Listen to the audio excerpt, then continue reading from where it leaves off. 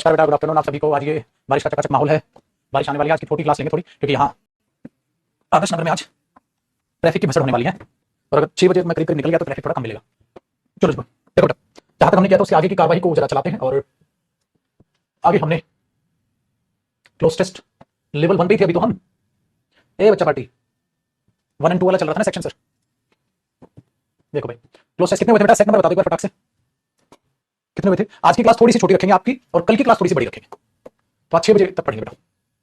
कौन से तक हुआ था? फटाफट मैं छुट्टी कर रहा था, मुझे लगा चलो पढ़ लेते हैं। आज यहाँ कुछ रोड का काम होना आदर्श नगर, वो ट्रैफिक लग गया तो मैं गया। फिर सेट 4 करना है, ठीक है जी। सेट नंबर 4 करना है बेटा, हमने कर लिया था सेट नंबर 3 तक। ठीक है, सेट नंबर 4 करना है, ध्यान से सुनिएगा। सेट नंबर 4 पे चालू करते हैं कार्रवाई, सेट नंबर 4 से। तो सारे के सारे सेट नंबर 4 पर आ जाए भाई। क्लोज टेस्ट लेवल 1 और 2 वाली बात है, और सेट नंबर 4 पर सारे के सारे बच्चे आ जाए। ठीक है जी, चलिए देखो। द जज इन अ मैनर डिक्लेयर डैश। भाई जज ने एक बड़े ही, ठीक है, यहां से चालू करते हैं। देखो जज ने क्या किया? डिक्लेयर किया। क्या डिक्लेयर किया? तो आप डिक्लेयर को क्या करोगे बेटा? एक्सप्लेन करोगे। भाई जज ने डिक्लेयर किया तो क्या डिक्लेयर किया? जब आप कुछ एक्सप्लेन करोगे बेटा, तो कौन सा कंजंक्शन यूज होता है उसमें? दैट कंजंक्शन यूज होगा। डिक्लेयर कुछ किया है, कुछ पूछ थोड़ा रहा है।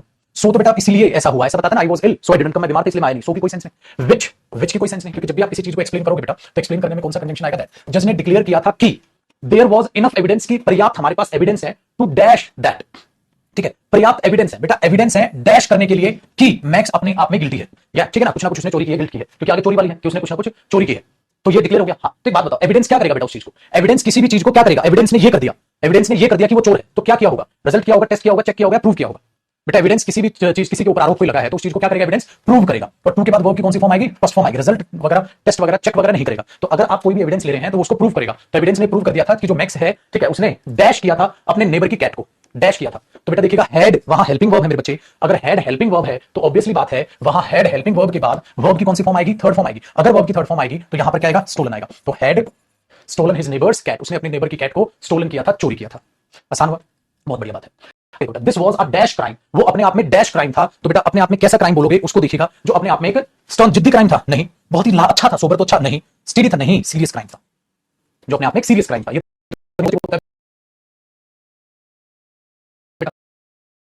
स्टर्न जिद्दी होता है, नहीं, तो कैसा था? सीरियस क्राइम था।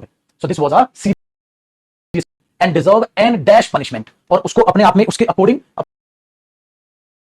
वो डिजर्व करता था। देखो बेटा, एन आर्टिकल है, एन के बाद कैसी साउंड आएगी? वावल साउंड आएगी। एन के बाद कैसी साउंड आएगी? वावल साउंड आएगी। इनको हिंट वावल साउंड आएगी। हाँ, तो ऐसे लिखा, इनविजिबल, इम्प्रॉपर, एप्रोप्रिएट और एग्जिस्ट। देखो कोई टेंशन वाली है? नहीं। क्या आपको इनविजिबल पनिशमेंट मिलेगी जो दिखेगी ना पनिशमेंट? नहीं। क्या आपको इम्प्रॉपर पनिशमेंट मिलेगी जो प्रॉपर अकॉर्डिंग टू लो ना हो? नहीं। According to law, appropriate punishment आपको मिलेगी। अब देखो, जब आपने ये सेट नंबर 4 को देखा तो आपने लगा हाँ सर हमारे इसमें मार्क्स बेहतरीन आ गए। ज्यादातर बच्चों के हो सकता है फुल में। उसका रीजन पता है बेटा क्यों? क्योंकि ये ग्रामर बेस्ड था, थोड़ा सा बस कॉपी लगानी थी। तो कई बार हम ये सोचते हैं हमारा, या आप ये जो मॉक टेस्ट लगा रहे हैं आप, जो उसमें मुश्किल आ गया होगा, तो आपकी गलती है। चलो नेक्स्ट सेट को देखते हैं। Set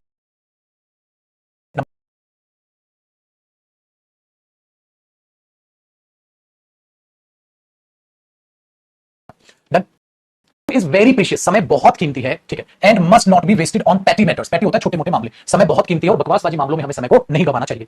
that have dash value, और समय जो वो मैटर्स जिनके पास डैश वैल्यू है। बेटा एक बात बताओ, मैंने बोला ना बकवासबाजी के मैटर्स के पास वैल्यू नहीं होगी बेटा, बताओ। हाँ, टाइम बहुत कीमती है, समय बर्बाद नहीं करना चाहिए बकवासबाजी के मामले। पैटी मैटर्स होते हैं छोटे मोटे, बकवासबाजी के मामलों पर समय व्यर्थ नहीं करना चाहिए, क्योंकि उन बकवासबाजी मामलों के पास डैश वैल्यू होती है। बेटा उनके पास nothing value, no value, none value, no one value. तो आप बोलोगे वैल्यू, वैल्यू अपने आप में है बेटा नाउन, और नाउन से पहले क्या आएगा? डेटर्मिनर।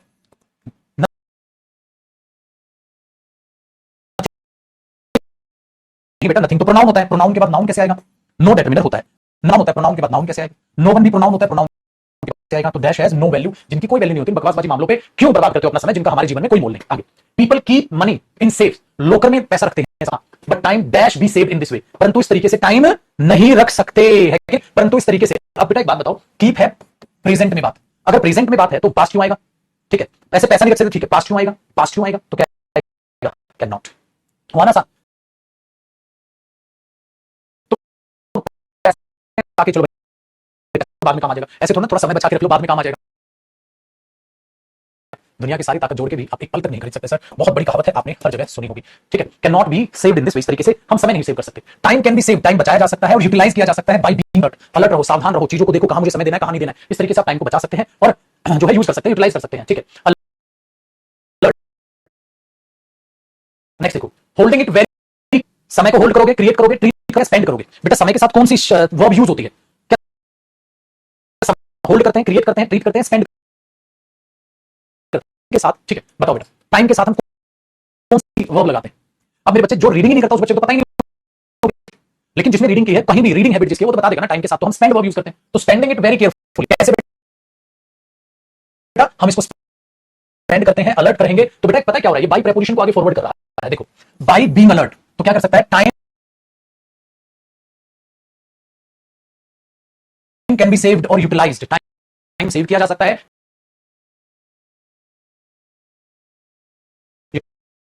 सकता है बाय बीइंग अलर्ट, अलर्ट रह के, और बाय स्पेंडिंग, तो बेटा बाय प्रेपोजिशन कॉमन है ना, और प्रेपोजिशन के बाद या डिड, प्रेपोजिशन के बाद by being alert and by spending it very carefully, and being मतलब ये बाय कॉमन है इधर, by being alert, by spending it very carefully, bye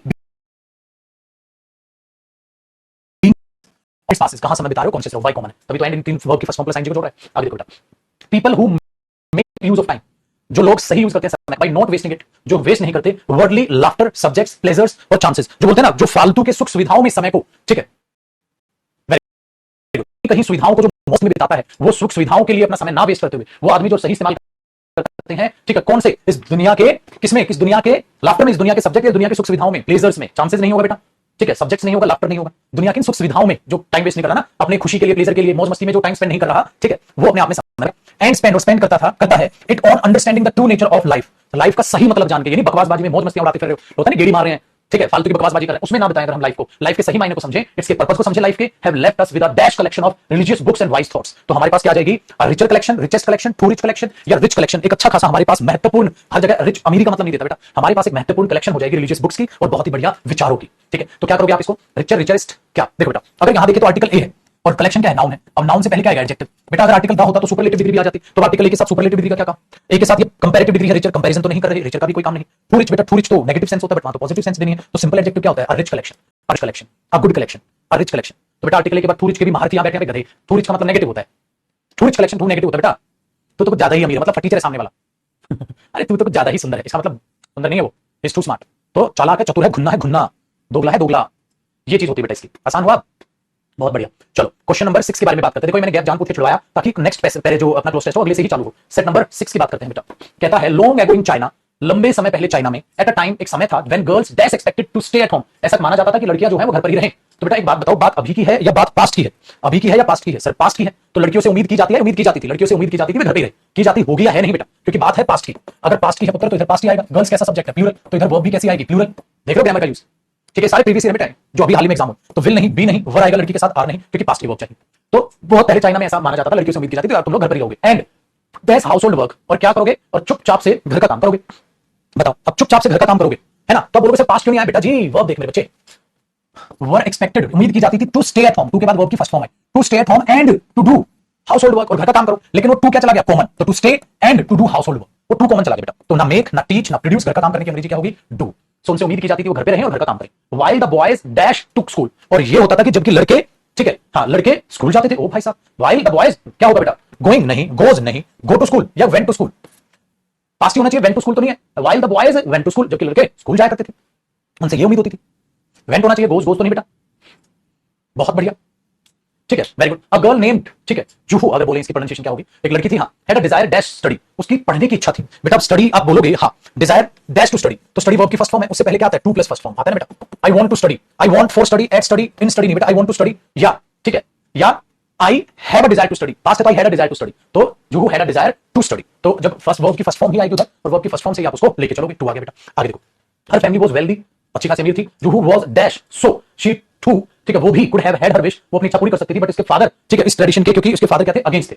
उस ट्रेडिशन के उसके पापा तो अगेंस्ट थे, तो बहुत अमीर थी वो, तो वाज डैश, तो क्या होगा बेटा, ट्रीटेड, पैम्पर्ड, ट्रेन्ड और प्रिपेयर्ड, तो जब बहुत अमीर होते हैं तो उसको पैम्पर्ड वैसे ही किया जाता है, उसको पैम्पर करना बोलते हैं बेटा, जिसको नहीं पता बता देता हूं, जब कोई बहुत अमीर होता है तो उसको किस तरीके से ट्रीट किया जाता है, तो ट्रीट की बजाय बेटा आप ट्रीट करोगे ना, हाँ, तो ट्रीटेड वेल, कुछ लिखना पड़ेगा, अगर मैं ये बोल दूं हर family was wealthy and Juhu was pampered, अगर पैम्पर्ड बोलूंगा तो यहां बात खत्म हो जाएगी, अब कई बच्चों को ट्रीटेड लगा, तो ट्रीटेड वेल लिखना पड़ेगा बेटा, ट्रीटेड वेल, इसलिए जूहू को बहुत अच्छे से ट्रीट किया जाता था, सो ट्रीटेड वेल लिखो ना, हाँ, कुछ लिखा ही नहीं, सो इसलिए पैम्पर्ड का मतलब होता है अच्छे से ट्रीट करना, मतलब ट्रीट प्लस वेल बराबर है पैम्पर्ड, इसलिए मैं पैम्पर्ड को ना चुनूंगा, ट्रीटेड को क्यों चुनूंगा, क्योंकि ट्रीटेड के बाद मुझे लिखना पड़ेगा वेल, बट वो तो लिखा नहीं पेपर में, ट्रेनिंग नहीं चल रही है, प्रिपेयर नहीं कर रहे हो लड़की को, तो है ना, क्यों आया पैम्पर्ड, ट्रीटेड क्यों नहीं आया, समझ आया बेटा, ये चीज आपको यहां पर समझ के चलनी है। चलो मेरे बच्चे सेट नंबर 7 देखते हैं, सेट नंबर 7 क्या कह रहा है, समझ में आ रहा है ना, लाड प्यार से पेपर करना, समझ गया पक्का, समझ आ रहा है ना। हाँ, बस थोड़ी सी मैं फास्ट कर रहा था कि यार 4 प्रोसेस तो हम मिनिमम कर ही ले। देखो मेनी रिपोर्टर्स हैव सेड, कई रिपोर्टर्स ने कहा है कि in the context dash Covid, in the context dash Covid lockdown, Covid lockdown के कॉन्टेक्स्ट में, तो क्या मीनिंग है, तो मीनिंग निकल रहा है, ठीक है। कॉन्टेक्स्ट क्या, कोविड 19 के कॉन्टेक्स्ट में कईयों ने रिपोर्ट किया है, तो कईयों ने रिपोर्ट किया है कैसे, कोविड 19 के कॉन्टेक्स्ट में, तो कौन सी प्रेपोजिशन आनी चाहिए भाई, तो many reporters have said that in the context of Covid 19, Covid 19 के कॉन्टेक्स्ट में आ गया ना प्रेपोजिशन का question.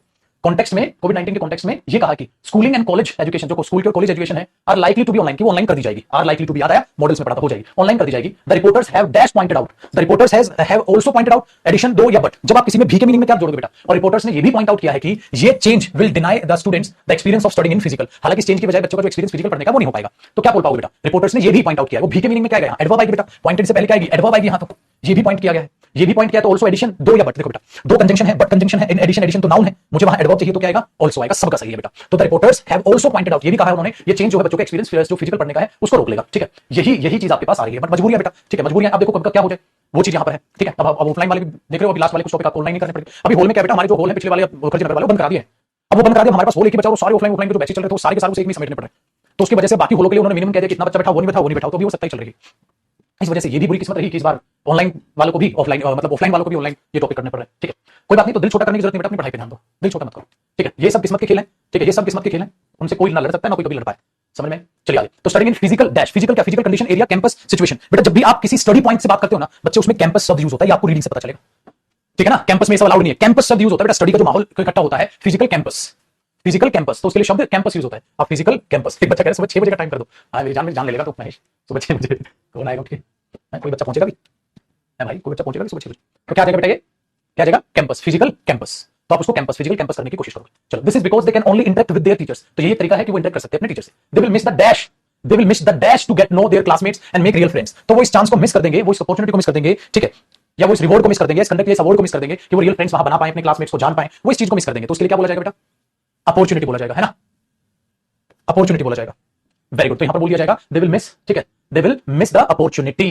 To get to know their classmates, है कि नहीं, वेरी गुड, तो यहां आ जाएगा अपॉर्चुनिटी। चलो ठीक है, आपकी जो कुछ क्लासेस होंगे मैं कोशिश करूंगा सुबह 6 बजे, 6:30 तो नहीं, 6:30 बजे करने की, 6:30 से 7:30 जो ऑफलाइन वाला बच्चा है, कुछ क्लासेस, ताकि लास्ट में जाते जाते तुम्हें कुछ डांट फटकार तो दे दूं, ठीक है, वेरी गुड, आगे देखो बेटा, फिर कहता है thus the current situation has dash many boys, current situation ने, ठीक है, मैं करंट सिचुएशन ने dash many boys and girls they are waiting for things to get back to normal, current situation ने कई बच्चों को अपसेट किया है ना, कई बच्चों को अपसेट किया है, ठीक है, कई बच्चों को क्या किया है, अपसेट किया है, कि वो जो वेट कर रहे हैं कि चीजें नॉर्मल हो जाए, उन्होंने कई बच्चों को अपसेट किया, सपोर्टेड, इनकरेज्ड या डिस्करेज्ड,